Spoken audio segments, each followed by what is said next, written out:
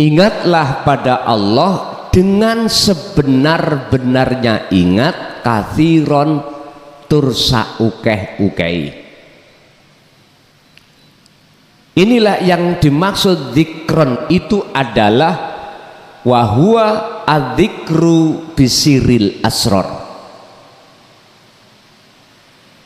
Itulah yang dimaksud zikir tanpa ngucap, tanpa memakai nama, kalam, bila ismin walafdin wakalamin. Diam, hati yang diam itu. Di situ jenengan akan menemukan dalam hati sampai namanya su'aul basyirah, rasa iman. Artinya wajib jenengan merasakan, mengimankan kehadiran Allah di setiap segala hal, aspek apapun sebagai penggerak. Berarti gerak makhluk semuanya itu adalah pancaran geraknya Allah. Yang kumaksud Allah, ilahukum ilahu wahid, itulah Tuhan yang Maha Esa. Hidup yang ada di dalam diri dan di luar diri setiap makhluk itulah yang harus kita koneksikan terhadap ruhaniyah kita. Dengan cara apa? Dengan cara berzikir, merasakan, menyadari kalau bukan kita sebagai makhluk yang bisa ngaji, bisa sholat, bisa ini, bisa itu, enggak. Tapi hati sampean yang muncul rasa atau iman adalah hidup itulah sebagai yang berperan atas segala hal apapun. Inilah yang dimaksud dzikron. Lah, lakukanlah itu kathiron, sebanyak-banyaknya. Banyak niki relatif, Pak. Sampean punya piaraan banyak, satu disebut banyak, dua banyak, tiga banyak, terus satu lapangan tetap disebut banyak. Itu artinya sesuai kemampuan jenengan masing-masing. Ini maksudnya proses mengapa Allah itu menyalakan cahaya makrifat atau menerangi atau menghilangkan kewujudan selain Allah yang disebut mukawwanat, makhluk dalam hati kita, dihilangkan. Tinggal kita mau ndak melaksanakan dzikir tersebut. Udah, iki solusi. Ini Allah sudah kasih cara. Tergantung kita mau atau ndak. Sehingga sampai Allah berjanji terhadap kita hambanya, jikalau di dalam hati ada satu keinginan untuk bertemu Allah, Allah berjanji fa innallaha sak temene Gusti Allah iku berjanji kalau menemui jenengan dalam waktu yang sudah Allah tentukan di dunia. Gak usah kita menunggu di akhirat, di dunia. Otomatis ruhaniyah sampai ditarik Allah di dalam alam akhirat. Itu otomatis sudah. Bon. Faman mongko utawi sapane wong iku ro'a ningali sapa man al kauna ing makhluke. Cara jenengan iki ngaji seperti ini. Kok melihat makhluke berupa mukhlason sing ngaji, walam yashadhum, lan ora bakal kuwi bisa nyawang hu ing Allah fihi ing dalam klason, nggak bisa. Au indahu utawa ing ngersane klason, kiri kanan wujudnya Allah kiri kanan klason sampean nggak bisa melihat karena sampean melihat makhluknya rupa klason. Au qablahu utawa sebelum klason, au ba'dahu utawa sakwise klason, iku fakot akwazahu mongko jenengan disilaukan wujudul anwari wujude klason. Padahal klason iki makhluk. Barang siapa melihat makhluknya, mereka tidak akan bisa melihat wujudnya Allah sebelum sesudah, kiri kanan atas bawah, dohir batinnya makhluk itu nggak bisa. Dari makalah ini berarti Allah itu di dalam diri makhluk, di luar diri, di sebelum diri makhluk atau sesudah, atau mohon maaf atas bawah, pokoknya semua, tidak ada tempat kecuali dihuni oleh Allah. Kalau melihat makhluknya maka tak tampak wujudnya Allah. Ya ini makhluk inilah yang nutupi kita, nutupi basiroh kita, akhirnya jatuhnya jenengan imannya pada klason. Coba ayo dingen-ngen, apa iso, apa bisa klason iki berkata bila mana tidak ada wujud Allah dalam diri klason? Nggak bisa. Iki contoh saja nang klason. Belum lagi kita ke wit-witan, pohon-pohonan, apapun makhluk semuanya.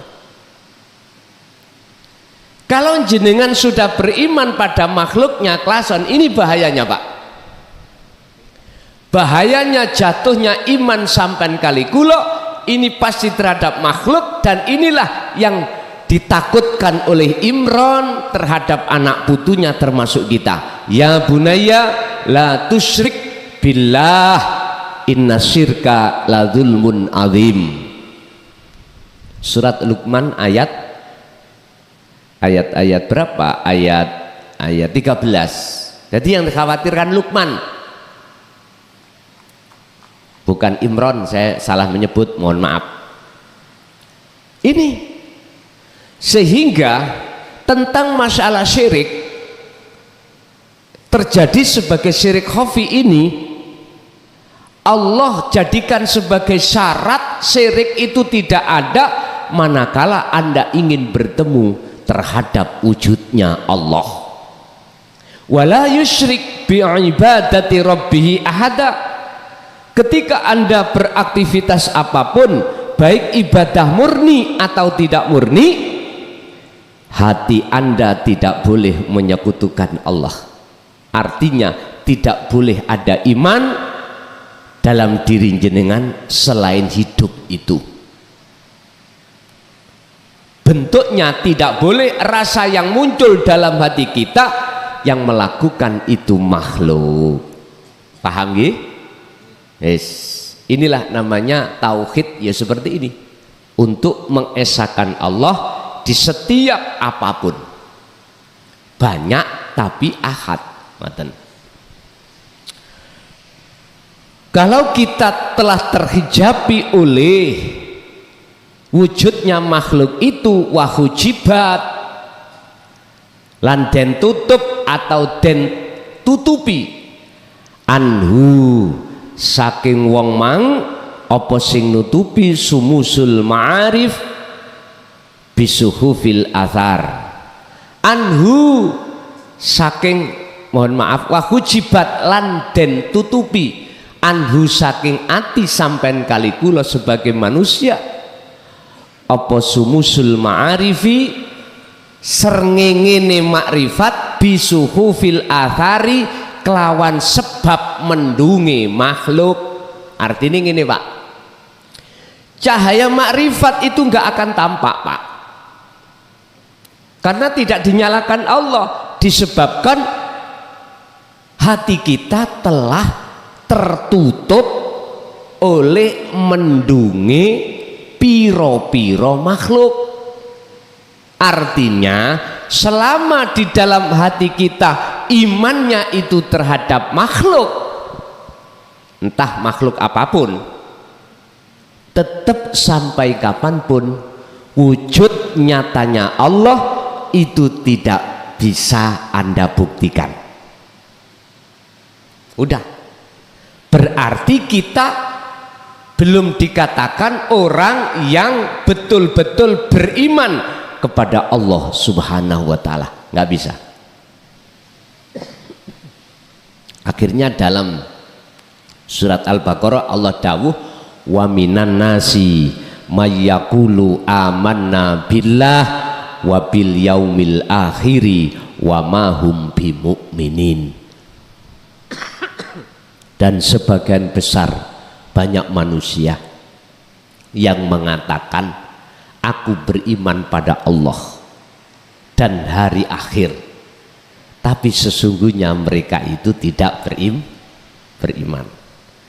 Berarti lesan aja kita mengatakan beriman pada Allah, fisik saja kita itu melakukan perbuatan yang mengarah beriman pada Allah, tinggalkan larangan, jalankan perintah.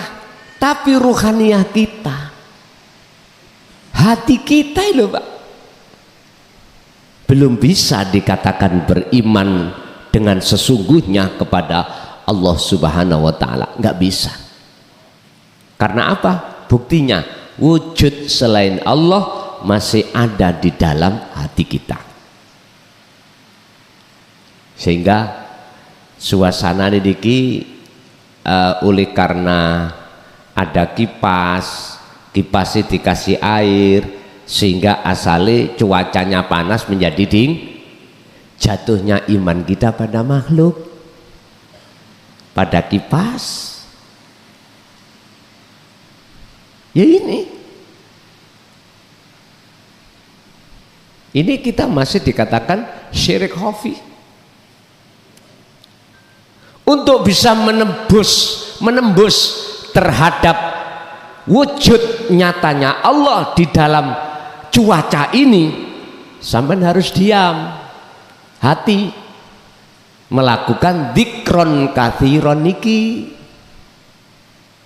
berzikir, eling, ingat, sadar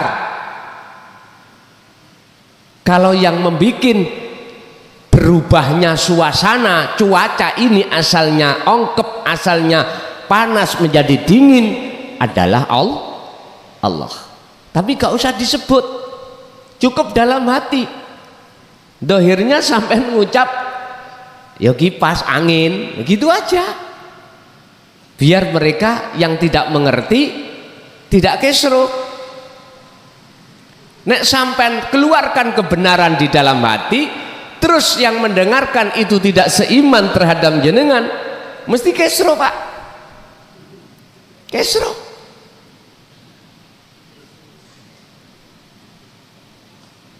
Inilah Pak, bukan persoalannya tidak boleh, monggo, cuman kita kan harus antisipasi melihat keadaan. Ya kalau sudah satu iman nggak ada masalah Pak, nggak ada masalah. Siapa yang ngaji? Allah. Kebenaran iman dalam hati jenengan keluarkan secara syariat. Bermasalah enggak? Bermasalah bagi mereka yang belum seiman. Makanya inilah Pak yang para masyayikh dulu itu, mbah yai bukan perkaranya nggak berani untuk menyampaikan apa yang ada di dalam dikeluarkan secara syariat, enggak, cuman menjaga etika supaya suasana kaum syariat iku tidak salah faham. Ngoten lho asline. Enggak masalah sampean mengatakan angin, kipas, tapi hati sampean sudah nyoto wujudnya Allah, enggak ada masalah. Bapak Ibu, kalau toh wujud nyatane Allah itu tidak tampak digarak-garak, dikarenakan gara-gara wujudnya dunia saisinya itu ada di dalam hati kita. Terus bagaimana solusinya? Kembalilah Anda di dalam surat Al-Ahzab ayat 41-42. Siang maupun malam teruslah kau berzikir sirul asrar. Udah cukup.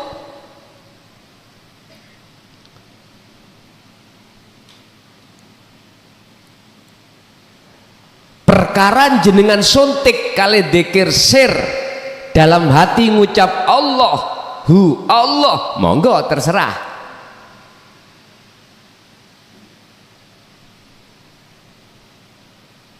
Urusan aktivitas dohir apa saja yang Allah hadapkan,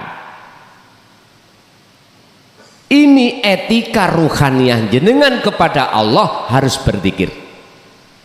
Sadar yang menjalankan ini bukan kita tetapi Allah. Itu cukup di hati. Urusan orang lain gak perlu tahu. Jenengan diundang tahlil, berzikir jahri la ilaha illallah, udah hati sampeyan sirul asrar. Kita harus pandai melihat kondisi situasi. Ada undangan tahlil kok dikiriku sirul asrar aja atau dikir sir, ya kurang etis lah Pak ya. Nanti jenengan dimarahi oleh yang lain. Kamu itu diam ya dapat berkat, nggak baca. Padahal ingat, tahlil amaliyah yang diterima oleh Allah hanyalah amaliyah yang disertai hati berzuhud pada Allah, bermakrifat pada Allah. Al-Maidah ayat 27. Innama yataqabbalullahu minal muttaqin. Sesungguhnya ibadah apapun yang hanya diterima oleh Allah adalah ibadah yang disertai, yang bersumber dari hati yang bertakwa. Takwa yang di sini dimaksud adalah ruhaniyah jenengan ini berzikir. Berzikir yang dimaksud di sini jenengan sudah tidak merasa ngaku-ngaku jenengan yang melakukan. Tapi dalam hati jenengan sudah nyata yang melakukan hanyalah Allah subhanahu pun. Ini mungkin nanti kita akan sampai pada makalah Syekh Ibnu Athaillah ngeten. Husnul a'mali nataiju husnil ahwal min qalbin zahidin. Bagusnya amaliyah dohir diterima oleh Allah itu tergantung nataid, buah yang muncul dari keadaan hati jenengan. Keadaan hati itu ada dua Pak, mingkol bin zahidin au mingkol bin rohibin. Hati condong pada Allah ilahun wahid, ataukah hati yang condong pada makhluk. Udah itu. Jadi bisa Anda menentukan sholat, zakat, puasa, haji, dan apapun aktivitas Anda sebagai ibadah diterima atau tidak bisa di situ. Anda bisa menentukan, memastikan. Itulah semua ibadah yang disertai dengan pelepasan syirik. Yang tidak ada syirik, penyekutuan terhadap Allah. wala yusyrik bi ibadati rabbih ahada. Jangan ada selain Allah wujudnya dalam hatimu ketika kau beribadah, termasuk dirimu. Hilangkan, fanakan. Bapak Ibu, untuk sekali lagi menghilangkan wujud-wujud sakliyane Allah, kalau kita ngaji pahamane gampang, teorinya gampang sekali, tapi ketika jenengan praktek gak langsung dikasih Allah, gampang. Susah dulu, susah, jatuh bangun dulu jenengan. Saya ja'alallahu ba'da usri yusra, sudah menjadi sunatullah. Ketika kita meraih derajat yang tertinggi di mata Allah, makrifat takwa itu, kita harus melakukan birriyadoti wal azkar. Riyadoh Pak, prihatin. Orang lain sama hatinya bersukaria, senang-senang terhadap kemewahan dunia. Jenengan nggak boleh. Hati lo maksudnya, ya nggak boleh. Jasad sampai silakan. Tapi lebih berat jenengan ini berkholwat, berzikir untuk menghilangkan wujud makhluk dalam diri Anda. Ketika jenengan iki jasad dohir Anda mewah, dunianya mewah, dibanding dengan kita yang berkholwat, berzikir untuk menemui Allah dalam rangka menghilangkan keakuan wujudnya makhluk. Ketika saat diri kita dalam keadaan iku susah-susah. Sama dengan gini Pak, jenengan disuruh menemui Allah di tempat ramai, iku lebih susah daripada jenengan iki disuruh kholwat zikir bertemu Allah di tempat sunyi. Karena apa? Secara fisik sampai niki langsung berinteraksi dengan kesenangan dunia. Tapi bukan persoalannya itu, nggak bisa. Karena wujudnya Allah, adanya Allah itu tidak hanya di tempat sepi aja, juga di tempat ramai. Makanya ada makalah, jikalau kau masuk pasar, masjidmu itu gembolen. Tahu gembolen? Apa ya? Bawaan. Jikalau kau masuk masjid, pasarmu tarun. Itulah makalah sana pantau ya. Artinya, jikalau kau masuk pasar, hatimu melihat Allahnya aja. Kalau menurut makalah ini tadi, Allah itu ada indahu sekitare makhluk, qoblahu ba'dahu, sebelum dan sesudah. Tapi kalau kau masuk masjid, ya lepaskan pasarmu. Artinya enak di masjid itu sepi, mudah melepas pasar makhluk itu, mudah. Cukup jenengan hati berzikir terus. Oleh sebab itu Pak, kita susahlah kalau kita tinggalkan anak, istri, pekerjaan gitu toh. Oke, kita satu hari satu malam Allah kasih waktu 24 jam.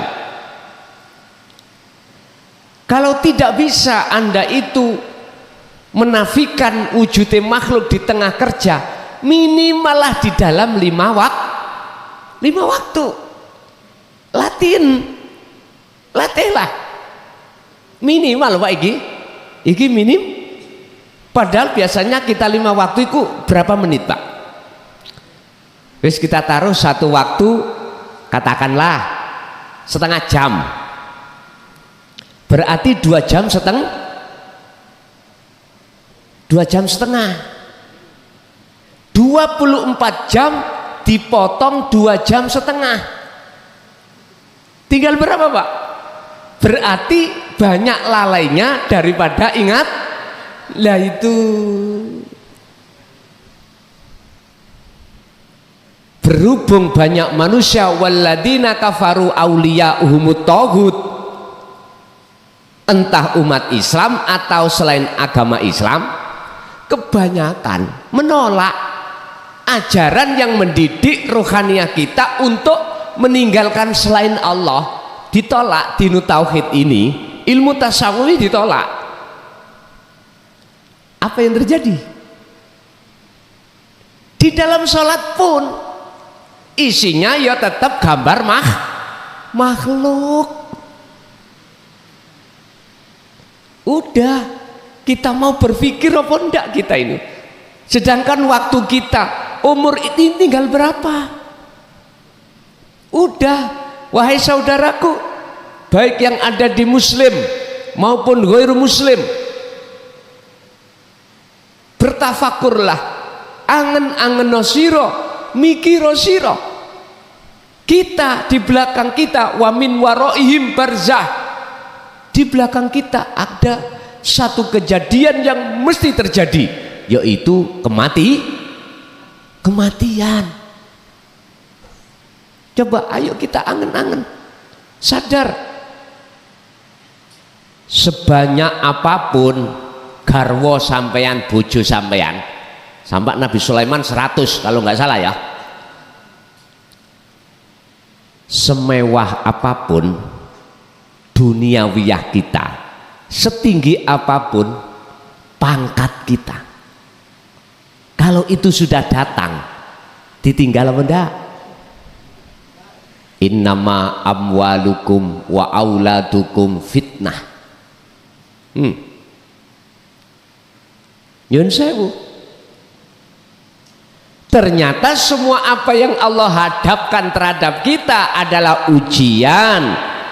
Lah ujian ini Allah titipkan pada kita, tergantung kita merasa menghai yang dititipkan apa enggak. Bukti kalau semua itu titipan, ketika saat idza jaa ajaluhum itu datang, ditinggal pun bojo sing semlohe awayu gitu, langsing, wadah Pak, rakiro tidak kira ikut di alam kubur, mboten kira Pak. Anda tinggalkan semuanya itu. Terus kalau tidak berpikir mulai saat sekarang, kapan Pak? Aku tanya. Ya kalau kita tahu kapan kita meninggal. Inilah mengapa Allah rahasiakan tentang kematian. Liyabluwakum ayyukum ahsanu amala, supaya manusia lekas, fafirru ilallah, lekas kembali kepada Tuhan. Cuman kita oleh karena saking gede nih, saking besarnya bisikan nafsu, dorongan dalam hati kita, kita mengabaikan seruan Allah, akhirnya kita mendengarkan seruan hawa nafsu. Inilah fakta di dalam realitas sehari-hari kita. Jadi nyun sewu, mulai kiai sampai santri, kalau saya menolak ajaran Rasulullah di Jarudinu Tauhid, aku gak bisa menjamin surga nih. Saya gak bisa menjamin kerahmatannya Allah, bahkan syafaat Allah gak menjamin. Itu kan sudah jelas. Al-Maidah ayat 27, sesungguhnya ibadah apapun yang diterima Allah itu adalah ibadah yang bersumber dari hati takwa, minal muttaqin, bersumber dari hati seseorang yang betul-betul bertakwa pada Allah. Ya udah, Saya sebetulnya itu Pak sudah 24 tahun menyerukan hal ini. Nggih mohon maaf, saya ikut arus zaman mawon. Nek kula hitung loh, kula kalkulasi antara yang mau nerima dan tidak, sing mau menerima golongan hanya minoritas, yang menolak mayoritas. Tapi nggak ada masalah bagi saya, itu bukan hak saya. Tugas saya cuman wa ma arsalnaka illa mubasysyiran wa nadhiran, memberikan kabar baik bagi yang beriman, disebut sebagai mubasysyiran, kabar baik lewat ajaran sistem inilah yang Rasulullah sampaikan, rohaniah kita bisa keluar dari belenggunya hawa nafsu. Wa nadhiran, sebagai peringatan bagi mereka yang tidak beriman, jikalau masih bersikukuh terhadap ajaran yang sebelumnya, monggo kerso. Kemarin sudah saya bahas di Sidoarjo terkait ketika saat ajaran dinu tauhid ini disampaikan, ada dua kelompok yang mau menerima dan yang menolak. Akibat daripada penolakan itu, kita di dunia bahkan di akhirat, hati ini digelapkan Allah, gelap. Akhirnya kita tidak bisa beribadah dengan benar sesuai target yang dimaksud di dalam Al-Quran. Bapak Ibu hadirin, kesimpulannya adalah bila mana hati ini masih tampak wujudnya makhluk, itu berarti yang menghalangi rohaniah kita pada kebenaran wujudnya Allah. Solusinya adalah harus diusir wujudnya makhluk di dalam hati kita dengan cara nur makrifat itu harus menyala. Menyalanya nur makrifat yang Allah kehendaki terhadap hamba yang beliau kehendaki, nurun ala nurin yahdillahu linurihi mayyasha, itu disebabkan karena proses zikir sampean baik siang maupun malam. Yang dimaksud zikir di sini adalah ingat, sadar kalau semua makhluk bisanya gerak, itu ada yang menggerakkan. Minimal dengan begitu akhirnya hati sampean merasa selalu dilihat Allah,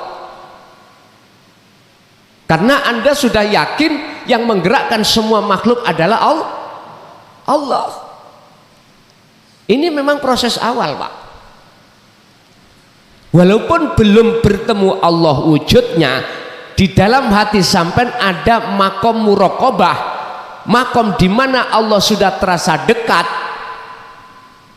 Inilah proses jenengan ini untuk Allah nantinya akan menyalakan cahaya itu. Ibnu Athaillah dawuh dalam satu makalah tentang dzikir, la tatruk, ojo janganlah kau tinggalkan adzikra ing dzikir tersebut, ya, li adami hudurika ma'allahi bihi, walaupun dzikirmu itu belum hudur menyang Allah, tetap dzikir sirul asrar kumandangkan. Nanti ada waktunya tersendiri, kehuduran jenengan datang Allah, pertemuan Anda pada Allah mesti akan terjadi itu.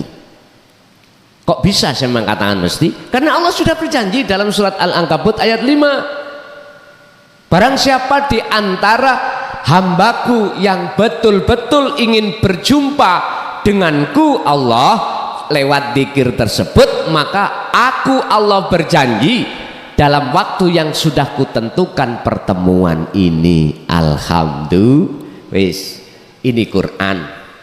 Tapi ingat, tidak semua orang ingin ketemu Allah. Kebanyakan orang pingin ketemu atine kemewahan dunia. Wes iki pun niku kesimpulannya. Sekarang masuk pada sesi tanya jawab dan dialog. Monggo Bapak, saya kasih 3 pertanyaan, 3 orang, Ibu 2, monggo.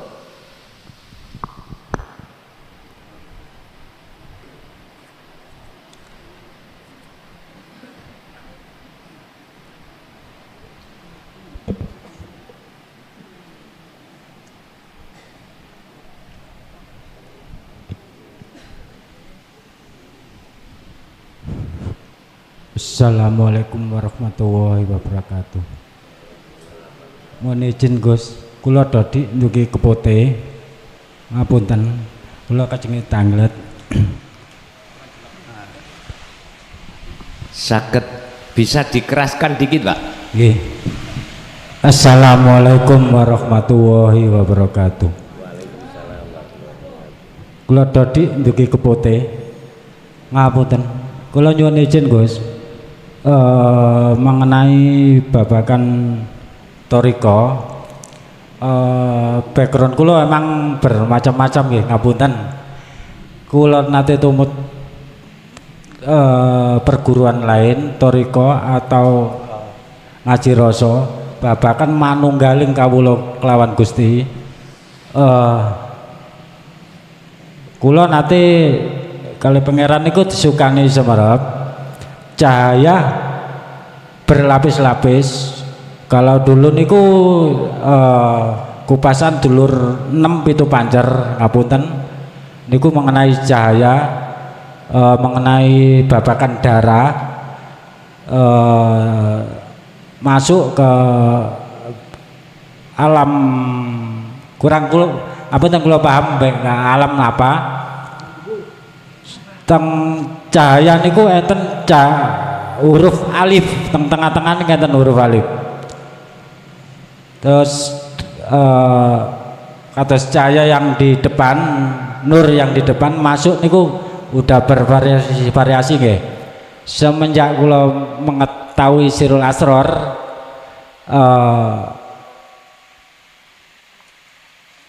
cahaya yang bagaikan cahaya bagaikan matahari putih tanpa kotoran niku di atas kepala. Jadi yang melihat niku nur, yang melihat nur, ngapunten.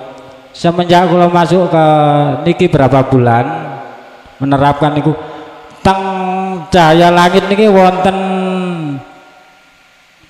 naga bening warna hijau kelip-kelip. Nggih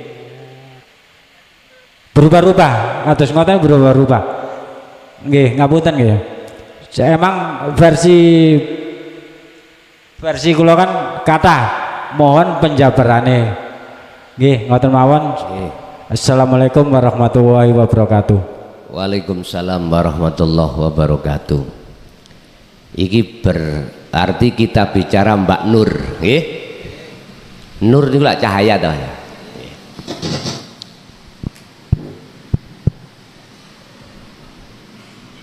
Kita orang Jawa khususnya ya, saya sendiri juga dulu tahun sekitar 75 itu dikenalkan tentang ilmu sejati. Sistemnya adalah sangkan paraning dumadi. Itu kiblatan aslinya dari dinu tauhid, Pak. Ilmu sejati itu ilmu tauhid. Kalau di Al-Qur'ankan, diarabkan itu seperti itu. Mengapa harus disebut